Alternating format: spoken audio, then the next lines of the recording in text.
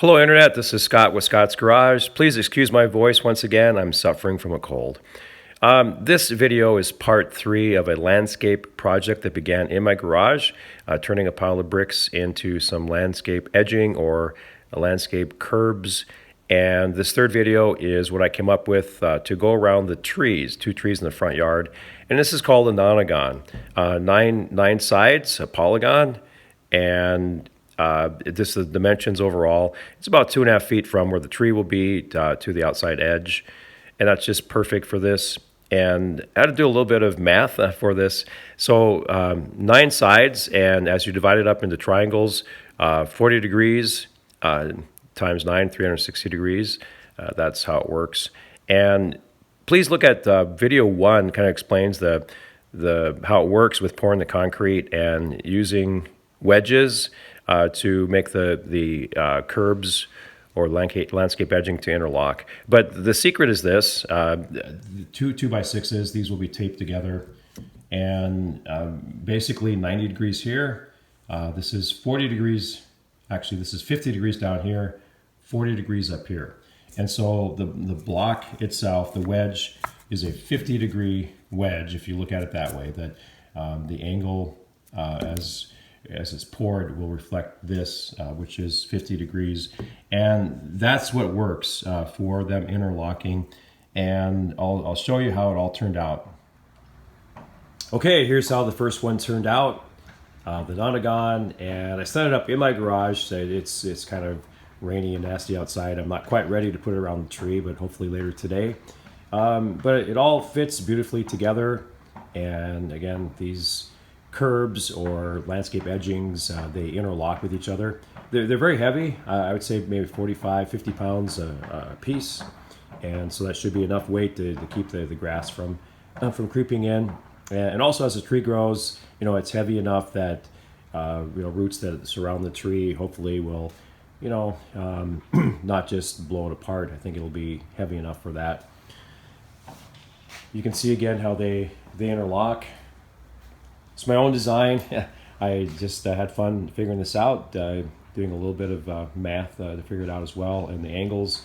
And again, the 50-degree wedge in the forms is what worked.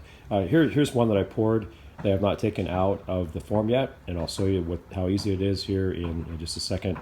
But again, visualize this around that tree, and I'm pouring some more for the second tree. I just want to point out that it's 20 inches from this point to this point. Again, 6.5. You can see how I was able to strike the joints. So as you pour it, this is the top of the form becomes the side around the tree. And I'm going to show you this here more closely, and I'll show you how to take it apart.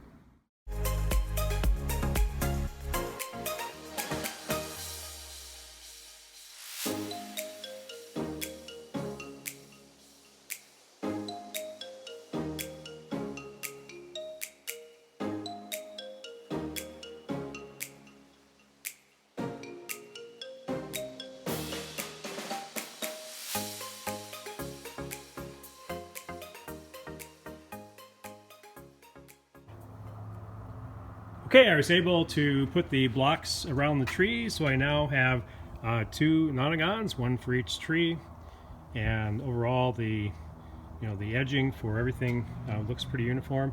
I'm very pleased overall with how the project turned out. I no longer have a stack of bricks in my garage. They're gone. That was my #1 objective, making them into something useful, which I did. Maybe I'll do a before and after here. I ran out of bricks, unfortunately. I have some to do here. So I'm going to have to scrounge up some bricks and finish that out, or just pour straight concrete. I'm not sure. A few more things I'm going to do here. I won't put it on video though.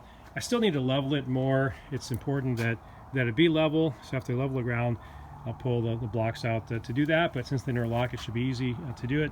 I'm also, after I do that, going to mix up some mortar, and I just want to fill in the gaps where they interlock with some mortar and make it look cleaner.